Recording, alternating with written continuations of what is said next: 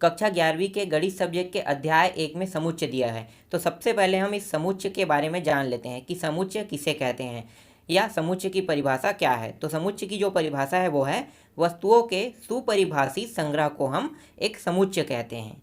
जैसे ये सुपरिभाषित संग्रह क्या होता है तो इसको समझते हैं एग्जाम्पल में। जैसे कि यहाँ पे दिया हुआ है ABCDEFGHIJ, इस तरह से शुरू से लेके ए से लेकर जेड तक के जो दिया है इसे हम क्या कहेंगे, समुच्चय कहेंगे। 1 2 3 4 ये संख्या है 1 से लेके 100 तक के, और आगे आप जितना चाहो उतना ले सकते हो, ये भी क्या कहलाएगा, समुच्चय कहलाएगा।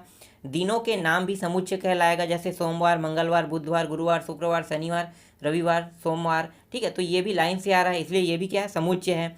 जनवरी, फरवरी, महीनों के नाम भी क्या कहलाएंगे, समुच्चय कहलाएंगे।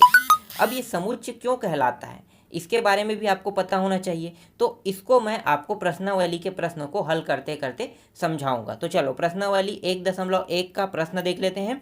तो प्रश्नावली 1.1 के प्रश्न में क्या कहा है, निम्नलिखित में कौन से समुच्चय है, अपने उत्तर का औचित्य बताइए।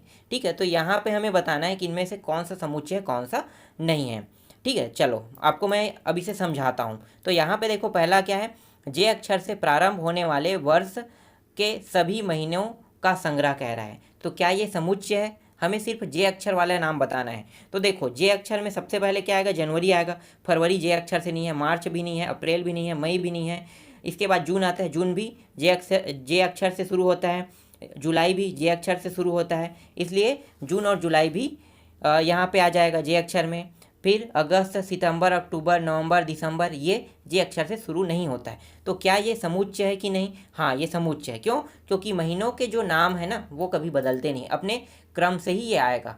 जनवरी के बाद फरवरी आएगा, मार्च के बाद अप्रैल आएगा, अप्रैल के बाद मई आएगा, मई के बाद जून आएगा, जून के बाद जुलाई आएगा। तो क्रम क्या बदल रहा है, नहीं बदल रहा है। तो ये अपने क्रम में तटस्थ है, पहले से वहीं पे मौजूद है, तो ये इनके नाम नहीं बदलते, इसलिए ये क्या होगा, समुच्चय होगा।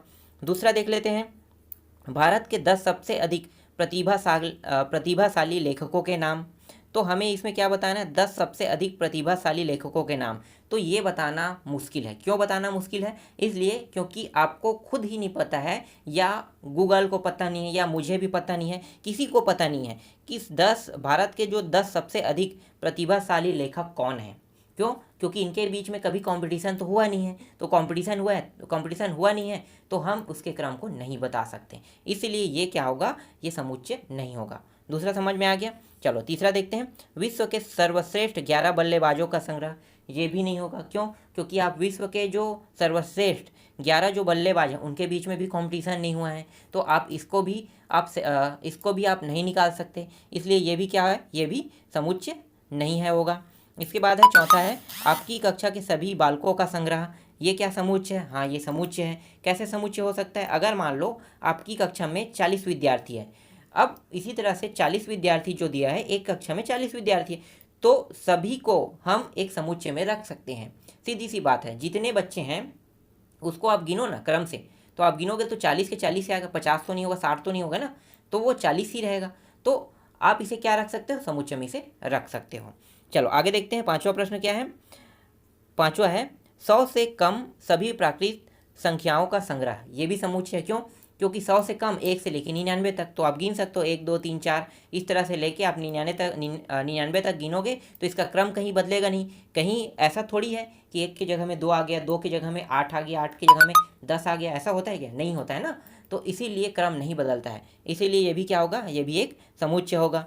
लेखक प्रेमचंद द्वारा लिखित उपन्यास का संग्रह, ये क्या होगा, समुच्चय होगा कि समुच्चय नहीं होगा, तो ये समुच्चय होगा। क्यों, क्योंकि लेखक जो प्रेमचंद है ना, वो शुरू में जो बुक लिखा है उसके बाद दूसरा नंबर का बुक लिखेगा, उसके बाद तीसरा लिखा है, तो उसका जो क्रम है वो तो लगातार था ना। अब वो मर चुका है, तो इसके बाद वो और बुक लिख सकता है क्या, नहीं लिख सकता, तो उसका आप संग्रह कर सकते हो। तो जिसका आप संग्रह कर सकते हो वो क्या कहलाएगा, समुच्चय कहलाएगा। तो ये भी समुच्चय है। इसके बाद अगला टॉपिक देखो, सभी समपूर्णांकों का संग्रह। सभी समपूर्णांकों का संग्रह समुच्चय है कि असमुच्चय है, तो ये भी समुच्चय है। क्यों समुच्चय है, क्योंकि इनकी गिनती हम कर सकते हैं, या गिनती इनकी निर्धारित है, इसलिए ये क्या होगा, समुच्चय होगा। तो देखो पूर्णांक संख्या आप जानते हैं, 2 4 6 8 10, ये क्या है, ये सब के सब पूर्णांक संख्या है, तो ये भी क्या होंगे, एक समुच्चय होगा।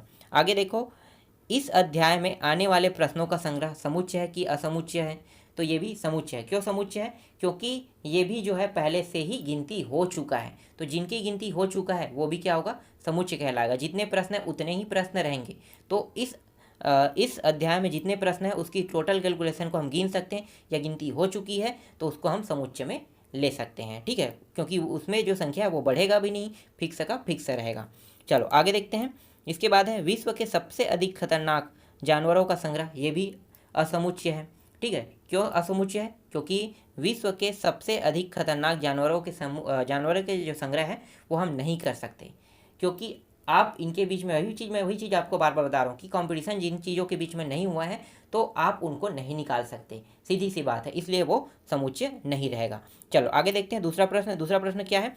मान लीजिए ए बराबर यहाँ पे 1 2 3 4 5 6 तक के दिया हुआ है। अब रिक्त स्थानों में उपयुक्त प्रतीक, ये जो है ना बिलोंग टू बोलते हैं इस चिन्ह को, अथवा यहाँ पे जो है इसको डज नॉट बिलोंग टू बोलते हैं अगर इसको काट दिया जाए तो इसमें हमें यही बताना है कि यहाँ पे जो डॉट डॉट दिया है ना उसके बीच में क्या आएगा, मतलब बीच के मान में बिलोंग टू आएगा या डज नॉट बिलोंग टू आएगा। तो देखो यहाँ पे जो संख्या वो 1 से 6 तक के दिया हुआ है, तो 6 के बाद अधिक संख्या दिया है क्या? नहीं दिया है। तो 6 के बाद अगर अधिक संख्या नहीं दिया है तो जिसमें 7 8 9 10 आएगा उसमें आपको क्या लेना है? डज नॉट बिलोंग लेना है। और जिसमें 1 से लेकर 6 तक आ रहा है उसमें क्या लेना है? आपको बिलोंग लेना है, सीधी सी बात। तो देखो 5 से ए कि क्या आएगा? इसमें बिलोंग टू आएगा, क्योंकि 5 तक की गिनती तो हो चुका है, 6 तक की भी गिनती हो चुका है, तो 1 से लेके 6 तक के बिलोंग टू आएगा। तो ये 1 से 5 तक मतलब 5 दिया है तो इसमें क्या लेंगे? बिलोंग टू लेंगे। अब यहाँ पे दूसरा देखो 8 में क्या आएगा? बिलोंग टू आएगा कि डज नॉट बिलोंग टू आएगा? डज नॉट बिलोंग टू आएगा। क्यों? क्योंकि इसके बारे में जानकारी दिया ही नहीं इस प्रश्न में, तो यहाँ पे आपको क्या लेना है? डज नॉट बिलोंग टू लेना है। अब यहाँ पे देखो 0 दिया है, तो क्या यहाँ पे 0 दिया है? मान में ए बराबर 1 2 3 4 5 6 दिया है, क्या यहाँ पे 0 है? नहीं है, तो क्या आएगा? डज नॉट बिलोंग टू आएगा यहाँ पे। इसके बाद देखो 4 है, इसमें क्या आएगा? बिलोंग टू आएगा। आप समझ रहे हैं? सही समझ रहे हैं। इसमें भी क्या आएगा? इसमें भी बिलोंग टू आएगा। फिर छठवां में देखो क्या आएगा? डज नॉट बिलोंग टू आएगा। तो इस तरह से इस प्रश्न को आपको बनाना है। बाकी जो प्रश्न है उसको मैं आपको नेक्स्ट वीडियो में बताऊँगा।